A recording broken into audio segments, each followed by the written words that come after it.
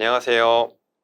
미래교육에 대한 다양한 담론들이 여전히 활발하게 논의되고 있습니다.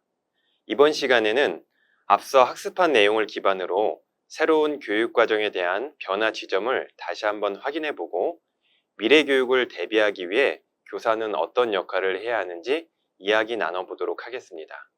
선생님들 안녕하세요. 안녕하세요. 반갑습니다. 네, 반갑습니다. 먼저 미래교육, 새로운 교육과정에 대한 변화 지점과 특징에 대해 이야기해 보도록 하겠습니다.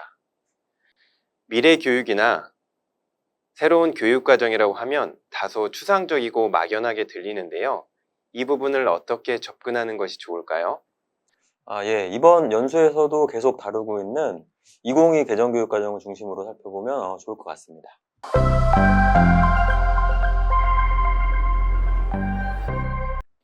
그러면 이 부분과 관련하여 강의를 맡아주셨던 김영자 선생님께서 미래교육에 대응하는 2022 개정 교육과정의 핵심 개정 내용 및 특징 등 방향성에 대해서 구조적으로 요약 정리해 주실 수 있으실까요? 네, 2022 개정 교육과정의 총론의 주요 방향을 크게 4가지로 요약해 볼 수 있습니다. 첫째, 미래의 사회 변화에 대응할 수 있는 기초 소양과 역량을 함양할 수 있도록 교육과정을 개정하였습니다. 이와 관련하여 우선 모든 학생이 여러 교과를 학습하는데 기본이 되는 언어, 수리, 디지털에 관한 기초 소양을 총론에서 강조하고 모든 교과에 반영하도록 하였으며 특히 학습자 주도성, 지속 가능한 미래 준비를 위한 기후, 생태 환경 변화에 대한 대응 능력과 공동체 가치를 강조하였습니다. 미래교육에서 특히 강조해야 할 것들을 2022 개정 교육과정 총론의 첫 번째 방향성에서 제시해 준 것 같습니다. 특히 학습자 주도성이나 기후, 생태 환경 변화 등이 앞으로 교육에서 더욱 의미 있게 다뤄져야 할 것 같습니다. 그러면 학습자 주도성이나 기후, 생태 환경 변화 등과 관련된 이슈에 대해서 우선 이야기를 나눠볼까요? 예, 2022 개정교육과정의 비전으로 포용성과 창의성을 갖춘 주도적인 사람을 제시했는데요. 최근 주도성이라는 용어가 많이 활용되고 있습니다. 근데 이제 주도성이나 행위 주체성이라는 표현을 2022 개정교육과정에서 처음 사용한 건 아니잖아요. 그래서 이제 기존 교육과정과 비교해서 어떤 방향으로 접근해야 될지 좀 고민이 되기도 합니다. 네. 네, 임성재 선생님께서도 주도성과 관련하여 학생 주도성 발현과 교육과정의 구현에 대해서 앞선 차시에서도 강의해 주셨는데요. 미래교육을 대비한다는 관점에서 교육과정과 학생 주도성을 어떻게 연결시킬 수 있을까요? 네, 주도성과 관련하여 여러 가지 관련 정책이나 연구들이 진행되고 있습니다.